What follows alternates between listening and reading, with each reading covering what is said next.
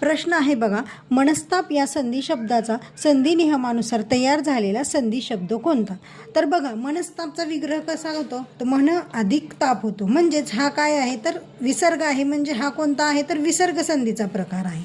मग आणि ह्या विसर्गाचा काय झालेला आहे? स झालेला आहे. आणि इथं काय कोणते प्रकार दिलेले? 4 प्रकार दिलेत: निष्पाप, वयस्कर, निस्तेज आणि षण्मास. आता ह्या 4 पर्यायापैकी षण्मास हा काय आहे तर हा आहे व्यंजन संधीचा प्रकार. त्यामुळे हा चौथा पर्याय तर कट झाला, कारण मनस्ताप हा विसर्ग संधीचा प्रकार आहे. तर त्यातला पहिलं बघू, निष्पाप. निष्पापचं काय झालेलं आहे? नि अधिक पाप. म्हणजे ह्या विसर्गाचा काय झालेला आहे इथं?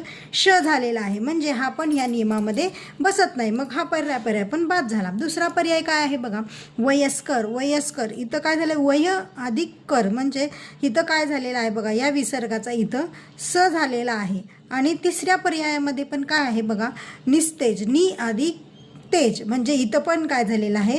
विसर्गाचा स झालेला आहे. मग आता ह्या 2 पर्यायामध्ये तुम्ही कन्फ्यूज होण्याची शक्यता आहे मित्रांनो.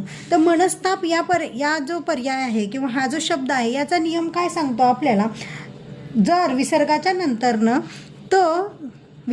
नंतरनं त किंवा थ आल्यास काय होतो तर त्याचा स होतो. म्हणजे इथं आल्याप्रमाणे.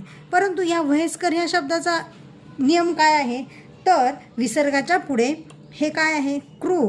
क्रू या धातूचे कोणतेही रूप आल्यास काय होतं तर विसर्गाचा स होतो. म्हणजे ह्या दोघांचे काय आहेत? नियम वेगवेगळे आहेत. म्हणजेच ह्या मनस्ताप या शब्दाच्या नियमानुसार म्हटलं तर काय येणार आहे? उत्तर येणार आहे निस्तेज. समजलं का मित्रांनो? नवीन व्हिडिओसाठी आमच्या या चॅनलला सबस्क्राईब करा आणि जर तुम्हाला हा व्हिडिओ आवडला असेल तर लाईक करा.